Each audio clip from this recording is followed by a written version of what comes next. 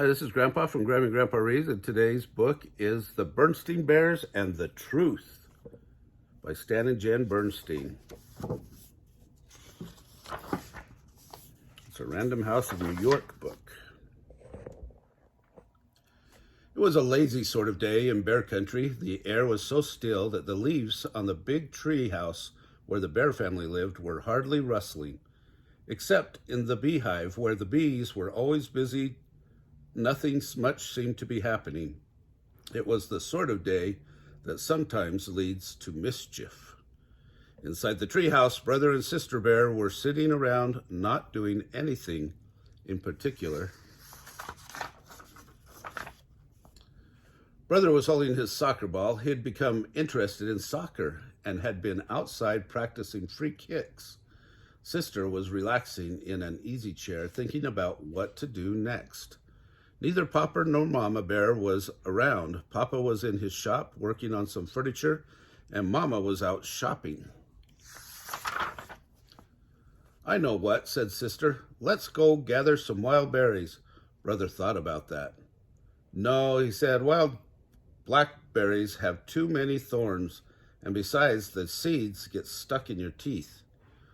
"Well then," said Sister, "let's go out and twist each other up on the swing and see who gets the dizziest." Brother thought about that. "No," he said, "that's silly, and besides, we did that yesterday." Sister became irritated and impatient with her brother. "My goodness," she complained, "you don't want to do anything. All you want to do is sit there and hug that soccer ball. I think you must be in love with that soccer ball." "I am not," protested Brother. "But I'll tell you something. I bet I could dribble this ball past you." Brother was a pretty good soccer player and a very good dribbler, but so was Sister. The only one who saw what happened next, besides the cubs, was a mockingbird who had perched on a twig outside an open window. Brother faced his sister. The ball was on the floor between them. First, Brother moved the ball with his right foot, then with his left, trying to trick Sister out of position. Then, quick as a flash, he gave the ball a sharp kick with his right. It almost worked, but Sister was fast too. She reached out with her knee and blocked the ball, which bounced against a bookshelf, against a chair, against a footstool, and into Mom's most favorite lamp, which fell to the floor with a crash. The mockingbird let out a screech and got out of there as fast as its wings could carry it. As it flew away, it saw Mama Bear returning from the marketplace. Now the bear family had some house rules, just as any family has.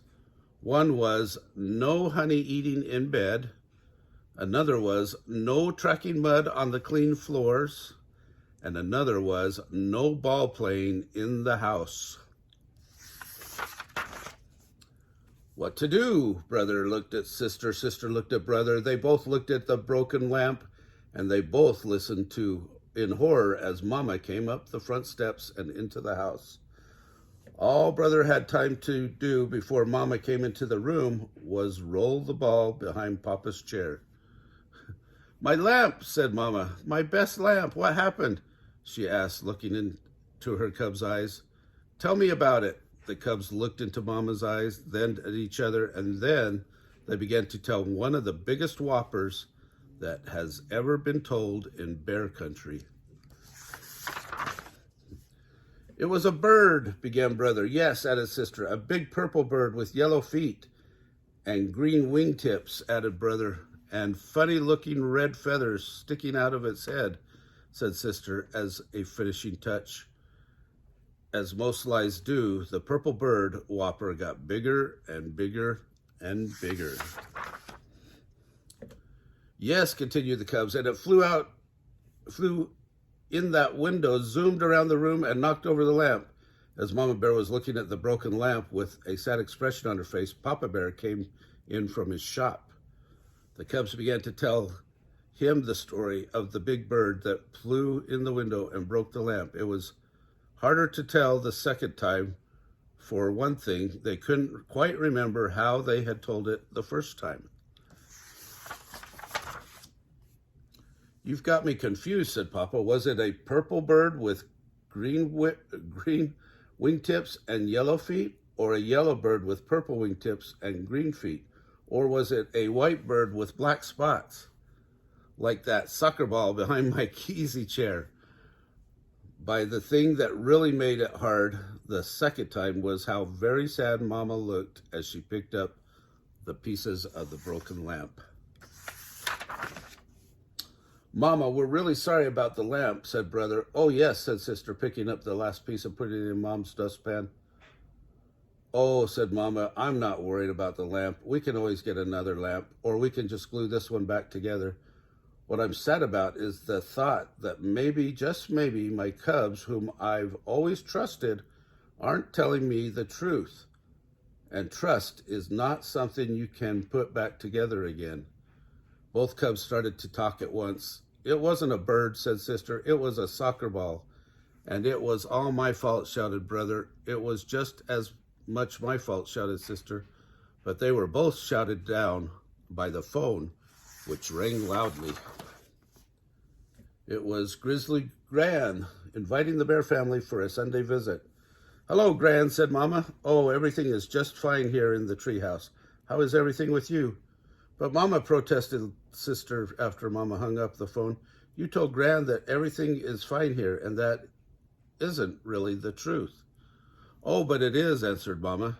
We've got two fine cubs who have just learned a very important lesson about telling the truth. And what could be finer than that? Now, let's help Papa glue the lamp back together.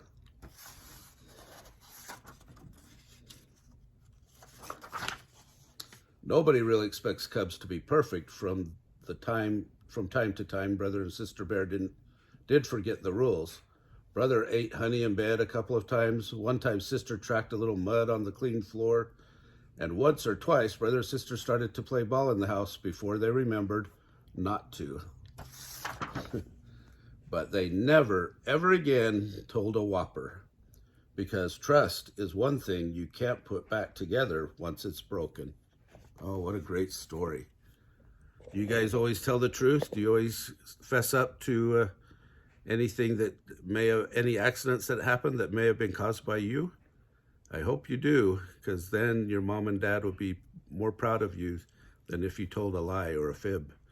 Remember to smash the like button down below, subscribe to our channel, and watch the Berenstain Bears playlist.